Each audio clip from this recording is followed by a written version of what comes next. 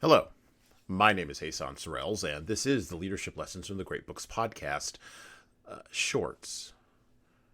There's no co-host on these Shorts episodes.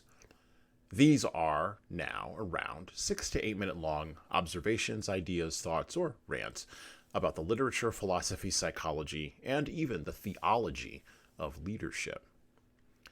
Because listening to me talk about leadership for now around 6 to 8 minutes is still better than reading and trying to understand yet another business book. Even that business book that has been sitting in your Amazon queue that you just haven't been able to bring yourself to purchase for around the last 6 months. The victory of the laws may have been too complete. The franchise may have opened too broadly, and the results were, of course, unexpected. Long ago, when the government bureaucrats decided to dictate to private industry the nature of who they could associate with and sell to, the nature of interpersonal relations between the various ethnic people in the multi-ethnic United States became forcibly unified. No longer legally crowded into the ghettos, trapped on the reservations, or crowded into the inner cities, freedom of movement was now psychologically open, even though legally it had always been so. But with this new birth of psychological and legal freedom came a commensurate level of new responsibilities, including the need for competency, skills, and above all else, positive attitudes. None of that was hard, of course, for the first generation following on the heels of the Civil Rights Act of 1968, as many of the formerly barred minorities had been raised to compete with excellence against all odds against the majority, because the barriers to entry into that formerly closed world had seemed so legally, psychologically, culturally, and morally insurmountable. But as the generations went by and more of the barriers eroded, the gatekeepers were demoted or voted out, and the social and cultural penalties for dissenting became more and more draconian, the friction required to overcome the former barriers gradually disappeared. And while the average minority individual may have become more skilled, competent, and excellent, the minority group and the worst edges of the minority group became less competent, less excellent, and more driven by a spiritual and moral posture of nonconformity or disassociation with the majority overall.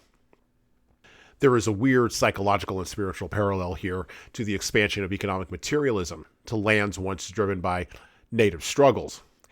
More prosperity equates to less spiritual struggle, which leads to more decadence, and finally to a loss of material wealth. The same is happening here. More access equates to less spiritual struggle, which leads to more decadence, and finally to a loss of access and acceptance from the majority. The victory of the laws is almost complete. There is rapidly approaching, probably within the next 10 years, if America can hold together as a political unity, a reckoning coming. But not the kind the current rabble-rousers in the culture think. Financial reparations, violent left-wing street activism, political maneuvering, and socio-cultural shaming are long past their sell-by date for effectiveness. They are expiring quickly as the majority becomes more and more a minority. And as the tales, stories, and myths of past offenses by the former majority and discriminations and hurts of the former majority to the now minority begin to read less and less like the conviction of a minority people toward a growing conscience in a dominant majority. Those tales, stories, and myths begin to read more and more like the condemnation of an overall cultural structure and seem to lead inevitably or call inevitably for its overall destruction. Well, at that point, the victory of the laws will be complete. And when that happens, weirdly enough, the words of a former reverend, now a secular American saint, will be finally, completely, and totally realized. Sprouting forth along the long and twisted American way, trapping the very people about whom he was speaking in their long tendrils, and forcing the descendants of his own people against their formidable resistance to become, at long last, just average Americans. And I quote, I have a dream that one day on the red hills of Georgia, the sons of former slaves and the sons of former slave owners will be able to sit down together at the table of brotherhood. I have a dream that one day even the state of Mississippi, a state sweltering with the heat of injustice, sweltering with the heat of oppression, will be transformed into an oasis of freedom and justice. I have a dream that my 4 little children will one day live in a nation where they will not be judged by the color of their skin, but by the content of their character. I have a dream today. I have a dream that one day down in Alabama, with its vicious racists, with its governor having his lips dripping with the words of interposition and nullification, one day right down in Alabama, little black boys and black girls will be able to join hands with little white boys and white girls as sisters and brothers. I have a dream today. I have a dream that one day every valley shall be exalted, every hill and mountain shall be made low, the rough places shall be made plain, and the crooked places will be made straight. And the glory of the Lord shall be revealed, and all flesh shall see it together. Close quote. And well, that's it for me. Thank you for listening to the Leadership Lessons from the Great Books podcast today.